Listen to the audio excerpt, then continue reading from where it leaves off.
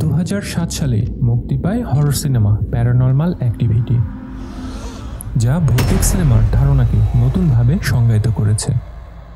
ব্যাপক সাফল্য অর্জন করেছিল ওরেন পেলি পরিচালিত খুবই কম বাজেটের সিনেমাটি। মজার ব্যাপার হচ্ছে, তুমুল জনপ্রিয় প্যারানর্মাল অ্যাক্টিভিটির পটভূমি এগিয়েছে অদৃশ্য কিছুকে কেন্দ্র করে।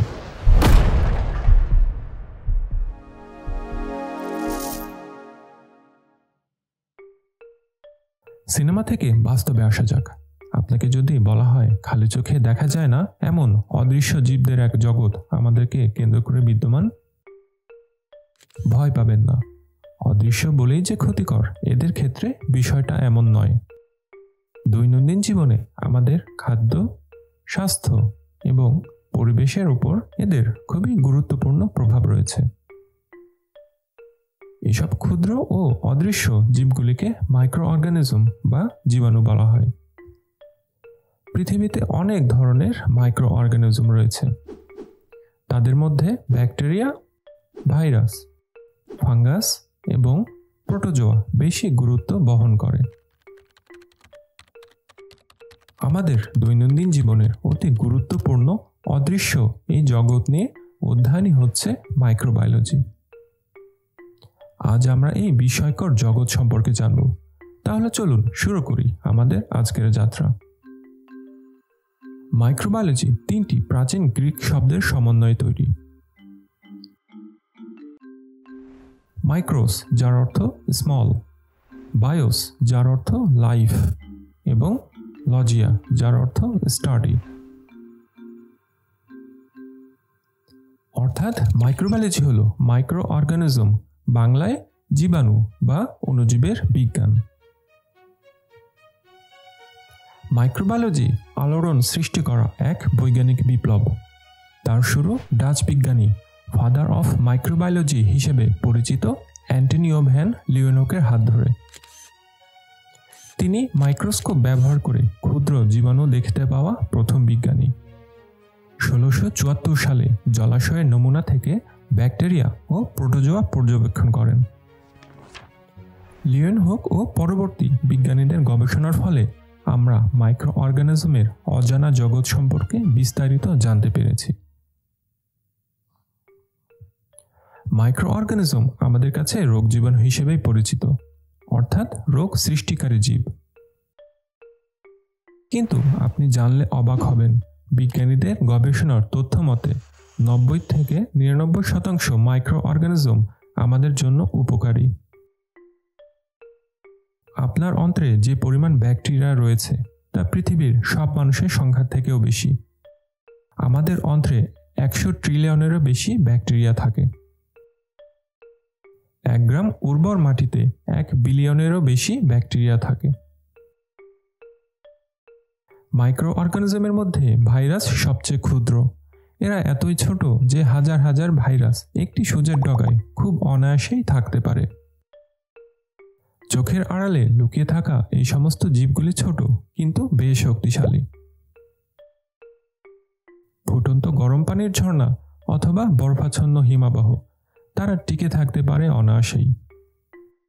বাতাস, মাটি, পানি, সব জায়গায় এদের অবাধ বিচরণ। ইতিমধ্যে আমরা জেনেছি অধিকাংশ মাইক্রো অর্গানিজম আমাদের জন্য উপকারী। আপনি একটু চিন্তা করলেই বুঝতে সক্ষম হবেন দৈনন্দিন জীবনে আমরা এদের উপর কতটা নির্ভরশীল।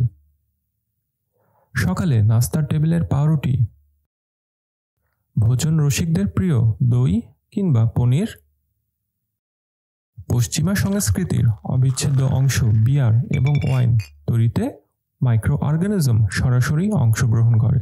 চিকিৎসা ও স্বাস্থ্যসেবায় মাইক্রোবায়োলজির ভূমিকা প্রথম সারিতে। কিছু মাইক্রো অর্গানিজম আমাদের শরীরে দরকারি কাজ করে থাকে। উদাহরণস্বরূপ বলা যায়, আমাদের পাচনতন্ত্রে থাকা ব্যাকটেরিয়া খাবার হজমে সাহায্য করে। আমাদের শরীরে বাস করা ট্রিলিয়ন ট্রিলিয়ন মাইক্রো অর্গানিজম সুস্বাস্থ্য বজায় রাখতে খুবই গুরুত্বপূর্ণ ভূমিকা পালন করে। প্রথম অ্যান্টিবায়োটিক পেনিসিলিন আবিষ্কার হয়েছিল মাইক্রো অর্গানিজম থেকে, যা পরবর্তীতে কোটি কোটি মানুষের জীবন বাঁচিয়েছে। বর্তমানে জীবন রক্ষাকারী বিভিন্ন ধরনের ওষুধ যেমন অ্যান্টিবায়োটিক, ইনসুলিন, বিভিন্ন রোগ প্রতিরোধী ভ্যাকসিন ইত্যাদির জন্য আমরা মাইক্রো অর্গানিজমের উপরে নির্ভরশীল। আপনাদের নিশ্চয়ই স্মরণ আছে 2019-20 সালে শুরু হওয়া দুনিয়া কাঁপানো কোভিড-19 মহামারীর কথা। প্রায় 2 বছর গোটা পৃথিবী এক প্রকার অচল অবস্থায় ছিল। সৃষ্টিকর্তার অশেষ রহমতে মাইক্রোবায়োলজির জ্ঞান ব্যবহার করে কোভিড-19-এর ভ্যাকসিন তৈরি করা হয়, যা ব্যবহারের মাধ্যমে আমরা স্বাভাবিক জীবনে আসতে পেরেছিলাম। জীবন রক্ষার পাশাপাশি মাইক্রোবায়োলজির সাহায্যে ব্লাড ও ইউরিন টেস্টের মাধ্যমে বিভিন্ন ধরনের রোগ নির্ণয় করা হয়ে থাকে।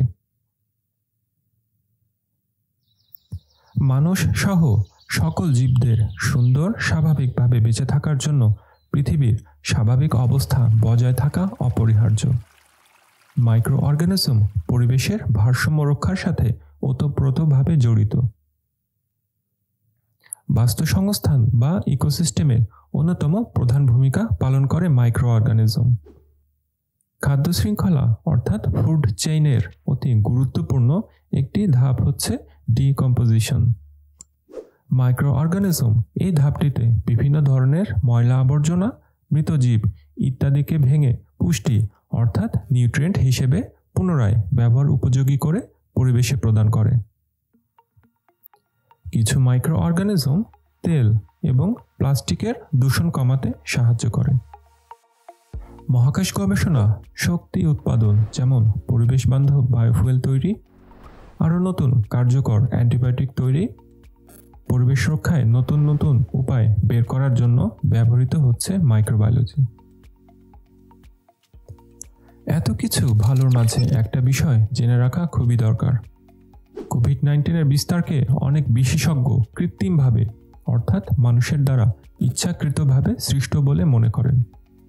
যদিও এই অভিযোগটি নিয়ে বিতর্ক রয়েছে, তবুও প্রাণঘাতী ভাইরাস, ব্যাকটেরিয়া অথবা তাদের টক্সিন থেকে তৈরি করা বায়োলজিক্যাল উইপন প্রস্তুত এবং তাদের ব্যবহার রোধে আমাদের সবাইকে সচেতন হতে হবে।